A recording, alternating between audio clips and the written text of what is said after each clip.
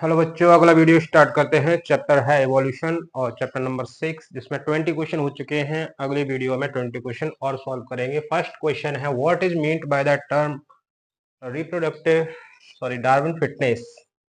तो Darwin fitness किसको कहते हैं? देखिए, डार्विन ने कहा था कि किसी भी ऑर्गेनिज्म है उसको स्ट्रगल करना पड़ता है, फिर उसके बाद में उसको नेचर के द्वारा सेलेक्ट किया जाता है और फिर उसको सरवाइव किया जाता है, यानी फिर वो जीवित रहता है। लेकिन जीवित रहने के बाद भी अगर वो रिप्रोडक्शन की एबिलिटी है उसमें, तो उसको कहा जाता है कि वो रिप्रोडक्टिव रूप से फिटनेस है या वो फिट है। ठीक है, इसलिए डार्विन ने फिटनेस उसको माना था।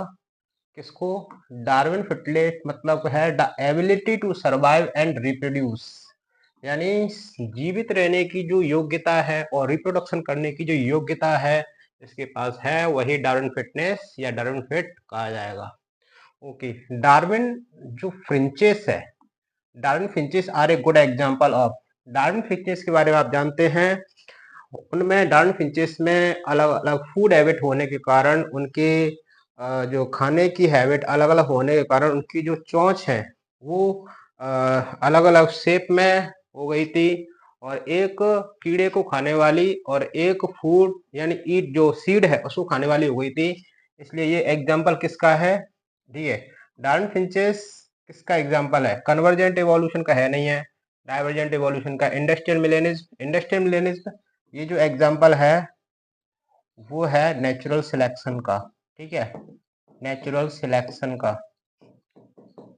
और डार्विन फिटनेस एग्जाम्पल है एडेप्टिव रेडिएशन का। तो आंसर क्या हो जाएगा? Adaptive radiation.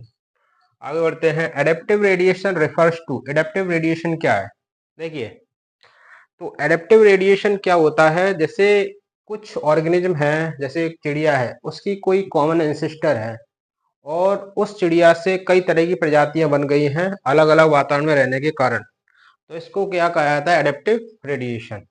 तो evolution of different species from a common ancestor, ये इसका आंसर हो जाएगा। ठीक है, आगे देखें। अकॉर्डिंग टू लेमार्क, लेमार्क के अनुसार जिराफ की जो लंबी गर्दन है उसका कारण क्या है?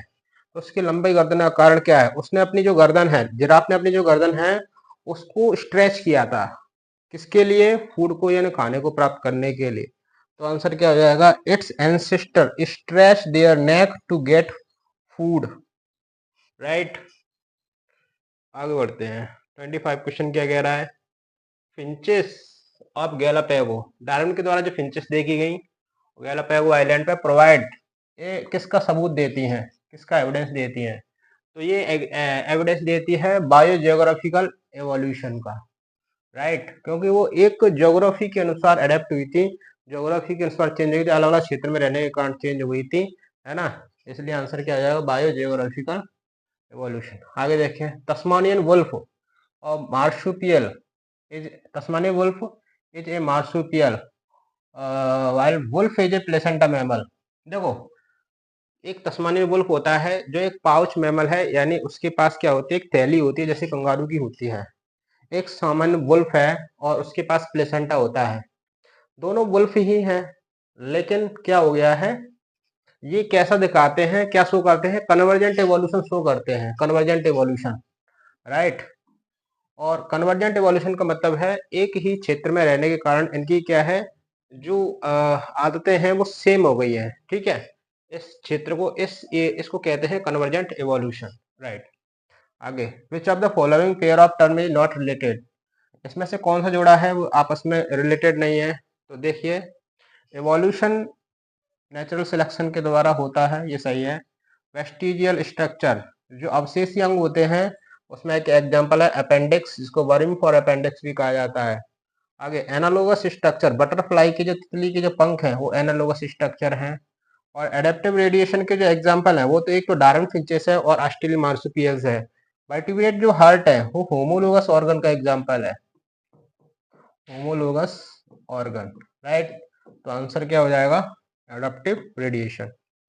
नॉट पूछा है।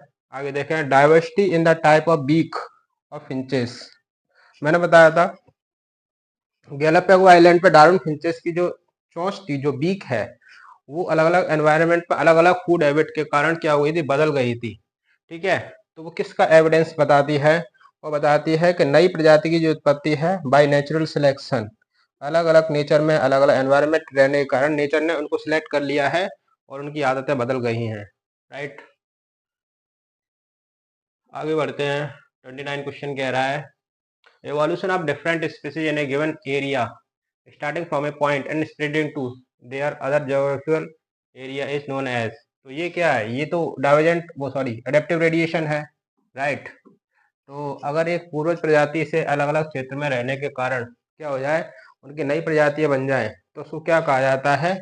Adaptive radiation. ओके, आगे when two species or different genealogy came to resemble each other as a result of adaptation the phenomena is as। तो two species of different genealogy यानी जिनका जीन अलग अलग है, अलग अलग जीनोटाइप हैं, और come to resemble each other, लेकिन वो एक जैसी क्या दिखती हैं किसी कारण, अडेप्टेशन के कारण।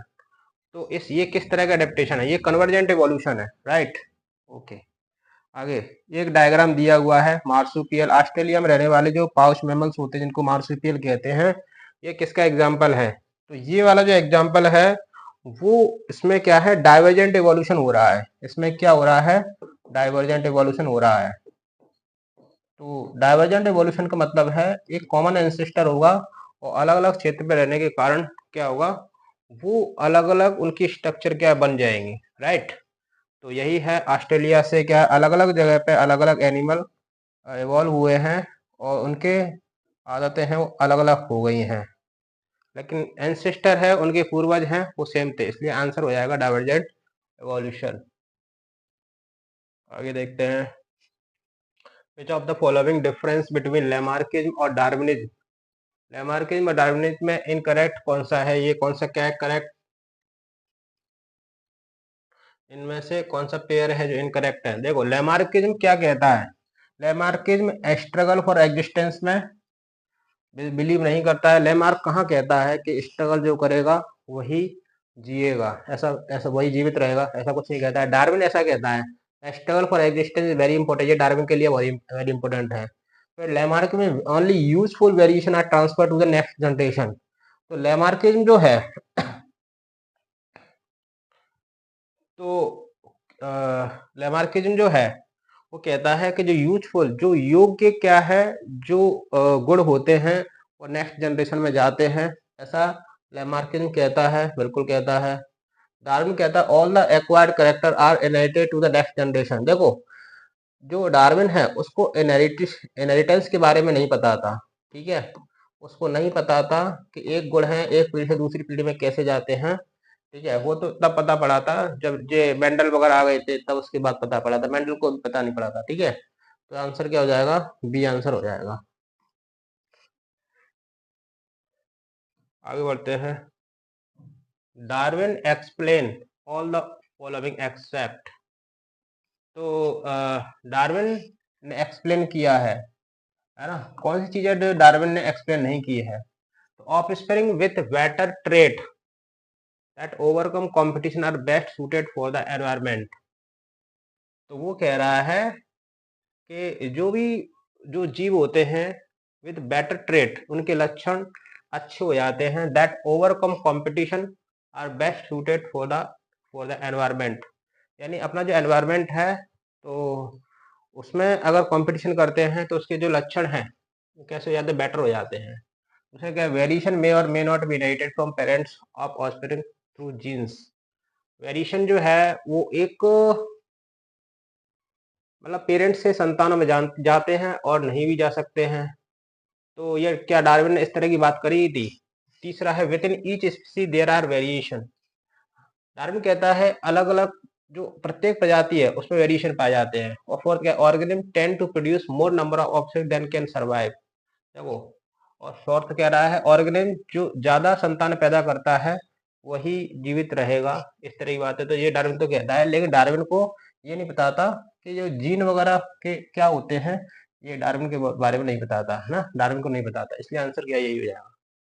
आगे देखें, फर्स्ट ऑर्गेनिज्म वर, पहले जो ऑर्गेनिज्म है पृथ्वी पर वो क्या है, इनमें से क्या कौन थे? तो कीमो ऑटोट्रॉप, कीमो हेटरोट्रॉप, ऑटोट्रॉप और यूकैरियोट। इसमें क्या आंसर हो जाएगा? कीमो हेटरोट्रॉप। देखिए कीमो ऑटोट्रॉप अगर कोई ऑर्गेनिज्म होगा तो जाहिर है वो सबसे पहले अपना खाना स्वयं बनाना क्या शुरू करेगा, ठीक है। तो नेचर में ऐसा नहीं होता है, पहले खाना है वो दूसरे से क्या लिया जाएगा, फिर उसके बाद खाना स्वयं बनाया जाएगा। तो कीमो हेटरोट्रॉप जैसे क्या नाइट्रीफाइंग बैक्टीरिया होते हैं, तो वो क्या करते हैं, नाइट्रोजन कंपाउंड से लेके, है ना, उनके द्वारा जो एनर्जी प्राप्त होती है उसके द्वारा अपना सर्वाइव करते हैं। तो आंसर क्या हो जाएगा, कीमो हेटरोट्रॉप। आगे देखें, human population grow in geometric ratio. Human population है वो बहुत तेजी से बढ़ती है ज्योमेट्रिक रेशो में, while food material increase in arithmetic proportion. और जो फूड है, खाना है, वो अर्थमेटिक प्रोपोर्शन में बढ़ता है, यानी धीरे धीरे बढ़ता है। It is a statement from, इसके ये स्टेट किसका स्टेटमेंट है, ये माल्थस का स्टेटमेंट है। माल्थस ने पॉपुलेशन को लेकर अपना एक ऐसे लिखा था, उसमें ही पॉपुलेशन के बारे में उन्होंने बहुत सारे स्टेटमेंट दिए थे, तो ये सब माल्थस का है। आगे देखें, which of the following statement is incorrect, गलत कौन सा स्टेटमेंट है, तो देखिए कौन सा क्या गलत है। पहले कह रहा है nature select for fitness, nature है वो फिटनेस के लिए सिलेक्ट करती है कौन फिट होगा, बिल्कुल सही है। ए change in the medium composition would bring out only that part of the population that can survive under the new condition. मतलब ये कह रहा है कि अगर मीडियम चेंज होगा तो bring out only that part of the population that can survive under the new condition, तो वही सर्वाइव कर पाएगा जो नई कंडीशन के अनुसार अपने आप को ढाल लेगा, ये भी सही है। तीसरा कह रहा है microbes do not have the ability to multiply, ये क्या, ये तो गलत ही है, तो यही पूछ रहा है ना। कोई भी जो माइक्रोब्स है डू नॉट है, उसके पास एबिलिटी, उसके पास योग्यता नहीं होती है मल्टीप्लाई करने की, है तो ये गलत हो जाएगा। ओके, आगे देखें, the key concept of Darwin theory. Darwin जो थ्योरी है नेचुरल सिलेक्शन, है ना, डार्विन की जो थ्योरी है उसके दो कंसेप्ट क्या है, ये है ब्रांचिंग डिसेंट और नेचुरल सिलेक्शन, ये दोनों है। आंसर क्या हो जाएगा, बोथ ए एंड बी। आगे देखें, single step large mutation, single एक ही स्टेप में बड़े म्यूटेशन के द्वारा कोई स्पीसीज बनती है, ये किसके द्वारा कहा गया, ये ह्यूगो डी ब्रिज के द्वारा कहा गया, और ये म्यूटेशन का एग्जांपल है, राइट। तो आंसर क्या हो जाएगा, देखते हैं। तो ब्रांचिंग डिसेंट साल्टेशन, इसको साल्टेशन कहा जाता है, राइट। ह्यूगो डी ब्रिज ने इसको साल्टेशन कहा था, राइट। ओके, 39 वाला क्वेश्चन देखिए, मैचिंग मिलाना है, साल्टेशन किसने कहा था, साल्टेशन कहा था ह्यूगो डी ब्रिज ने, तो ये ए का 3 हो जाएगा, ए का 3 इसमें ही है, तो आंसर क्या यही हो जाएगा। ओके, बाद में formation of life was preceded by chemical evolution, chemical evolution किसके द्वारा कहा गया था, इसके द्वारा कहा गया था, यानी बी ये हो जाएगा, ये हो जाएगा। और रिप्रोडक्टिव फिटनेस, रिप्रोडक्टिव फिटनेस के बारे में डार्विन ने बात करी गई थी, तो सी ये हो जाएगा। और ली पाश्चर कहते हैं life comes from pre existing life, तो ये डी वाला ये हो जाएगा। ओके, आगे देखें, in which era vertebrate were invertebrate for found, तो कौन सा समय था जब इनवर्टिब्रेट आए थे, तो 500 मिलियन ईयर्स एगो उस समय इनवर्टिब्रेट आए थे, राइट। ओके, धन्यवाद। तो ये सारे क्वेश्चन हो चुके हैं, 20 क्वेश्चन मैं करा चुका हूँ, और इस चैप्टर के 40 क्वेश्चन हो चुके हैं, आगे भी ऐसे करते रहेंगे, तो ये लगभग डे 13 है, ठीक है। और आगे भी इस तरह की वीडियो लगभग 50 वीडियो आपको मिलेंगी, और 1000 क्वेश्चन इस तरह से हो जाएंगे 12th क्लास के, ठीक है। धन्यवाद।